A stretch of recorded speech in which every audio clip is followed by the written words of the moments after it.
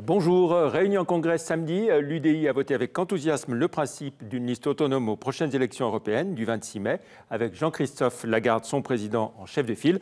On en parle avec Christophe Jourjon, le président de l'UDI Métropole de Lyon, notre invité aujourd'hui. Bonjour. Bonjour. Alors, vous avez donc dit non à la grande liste des pro-européens voulue par Emmanuel Macron, en reconnaissant toutefois que c'est encore de lui dont vous êtes le plus proche sur la question européenne. Effectivement, mais on considère que l'Europe est un sujet trop important pour que la campagne des élections européennes se résume simplement à un référendum pro ou anti-Emmanuel Macron. Quelle différence de fond y a-t-il entre le projet européen de l'UDI et celui d'Emmanuel Macron de la République En Marche? Celui de l'UDI, il est centré sur l'humain, sur la place du citoyen dans les institutions européennes, et on souhaite construire une nouvelle Europe, une Europe qui soit plus démocratique, plus proche des citoyens et qui permette à la France de défendre ses intérêts et ses valeurs à l'international et de retrouver une souveraineté nationale. Est-ce que vous excluez complètement un rapprochement d'ici au mois d'avril, par exemple, si vous ne décollez pas dans les sondages et s'il risque de voir des pro-européens laminés? L'UDI, c'est la famille politique de Simone Veil, de Valéry Giscard d'Estaing, de Jean-Louis Borloo. C'est une famille qui a toujours défendu l'Europe. On a été d'une grande constance sur le sujet européen. Donc c'est notre ADN politique, si j'ose dire. Et donc du coup, oui, on défendra cette vision européenne le 26 mai 2019.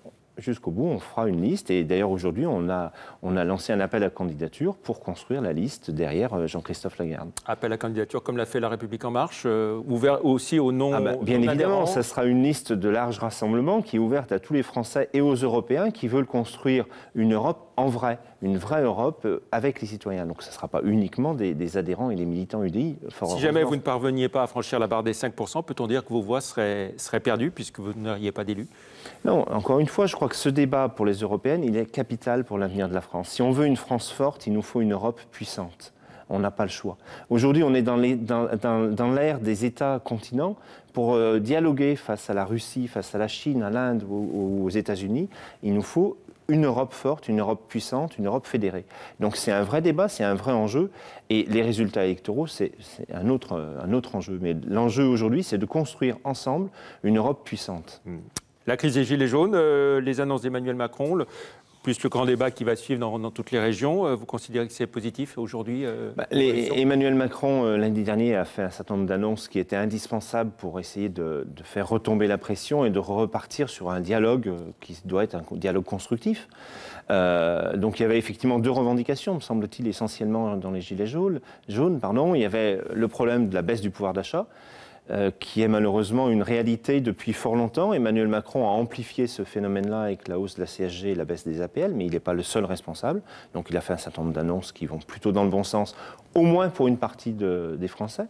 Et puis il y avait une deuxième critique forte, c'était le manque de considération, le manque d'écoute.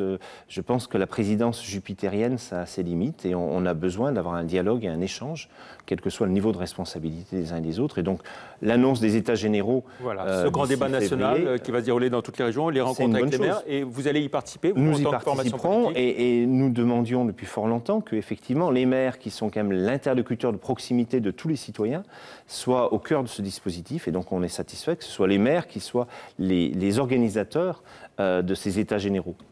Après, il faudra réussir à faire une synthèse de toutes ces positions et de tous ces avis qui sont parfois contradictoires. Et donc ça sera un vrai challenge. Et ça sera la responsabilité du président de la République, pour le coup, de transformer tous ces avis en une vision partagée pour notre pays. À Lyon, où est-ce que vous en êtes dans vos projets? À la fois un fer au feu avec Synergie, un autre avec David Kimmelfeld, mais en tout cas pas avec Gérard Collomb. À Lyon, on travaille d'abord dans le cadre de nos mandats, parce qu'on n'est finalement qu'aux 2 tiers du mandat, donc il y a encore un tiers de mandat pour lequel on doit travailler. Tout petit tiers, oui. Un petit tiers, pour travailler, pour proposer et mettre en œuvre des actions, c'est la première chose. Et la deuxième chose, c'est qu'on travaille avec les citoyens sur des propositions pour l'avenir. C'est pour ça qu'on a lancé, avec Marc Grivel notamment, le collectif Construisons la métropole pour demain, pour travailler citoyens et élus, quelles que soient nos attaches partisanes, sur des propositions et des solutions pour construire la métropole après 2020. Est-ce qu'il faut annuler la hausse des tarifs des abonnements TCL, vu que cette hausse des tarifs elle était expliquée par elle a été expliquée par la hausse des taxes sur l'énergie. Donc je pense qu'effectivement, comme Pierre Hémon, je pense qu'il fallait revisiter ou réviser cette hausse des tarifs, puisqu'effectivement, tous les fluides, notamment le carburant, ne vont pas augmenter dans les 6 mois à 1 an.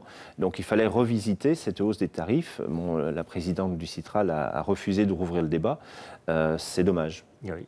Alors vous avez cité Pierre Hémon, il y a aussi les élus LR qui le réclament. Mais je pense que j'étais pas forcément une hausse des tarifs. C'est-à-dire que je pense qu'il ne faut pas être démagogique. Si on veut pouvoir investir dans les transports en commun, il faut effectivement avoir des recettes. Après, il faut moduler la hausse des tarifs en fonction du contexte. Aujourd'hui, il n'y avait plus de hausse des carburants. Il fallait revisiter à la baisse la hausse des tarifs TCL. Un mot très vite pour finir. La région, c'en est définitivement fini de la majorité LR, UDI, MoDem, compte tenu des positions de Laurent Wauquiez. Aujourd'hui, les élus UDI à la région ont été élus sur un projet régional qui est en train de se mettre en place, qui comportait notamment une réduction du budget de fonctionnement. Donc ce projet, tant qu'il reste, les actions tant qu'elles restent dans le cadre de ce projet, la majorité ne bouge pas. Et aujourd'hui, la majorité, elle est encore composée LR, MoDem, UDI. Et merci Christophe Georgeon d'être venu. Merci pour l'invitation. Bonne journée, merci, au revoir.